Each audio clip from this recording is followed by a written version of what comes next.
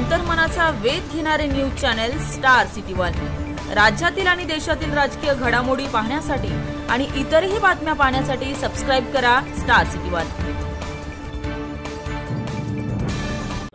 मी आणि आमचे अध्यक्ष आसिफ सेलांगी आणि विश्व हिंदू परिषदचे बलिंगचे सर्व नेते स्वतः अश्विनी वैष्णव साहेबांशी बोलले।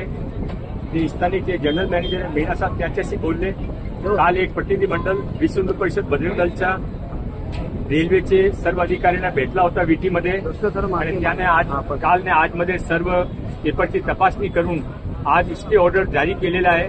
आपण समजू शकता की कानूनमध्ये एक प्रोसेस असता, काही एक नोटीस झाला तर पूर्वी त्याने स्टे करावा लागता, नंतर ते तपासणी करून ते ऑर्डर कॅन्सल करता।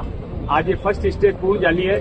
आता मंदिरच्या काय होणार नाही, मंदिरमध्ये पूर्वीप्रमाणे आरती आणि धर्म आराधना सुरू रहना है। जब ऑर्डर स्टे हो गया है तो राजनीति करना कर सकते हैं, पर अभी ऑर्डर स्टे हो गया तो क्या क्या बात है?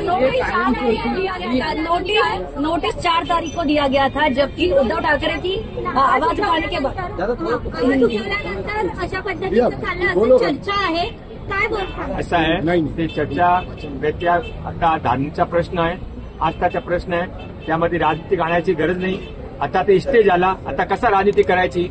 तर मंदिरचं काय होणार नाही, मंदिर इथेच उभा राहणार आहे। आम्ही तुमच्या सर्वांसमोर विश्व हिंदू परिषदचे लोक आम्ही आणि जे कोणी मंदिर आस्था राहतात सर्वांना शब्द देतो। याच्या अगोदर पण नोटीस आल्या होत्या, तरी देखील पुन्हा एकदा डिमॉलिशनची कारवाईची नोटीस आली होती। ही कायमस्वरूपीसाठी असणार आहे? असं आहे आणि याच परिसरातल्या आणखीन देखील मंदिरांना नोटीस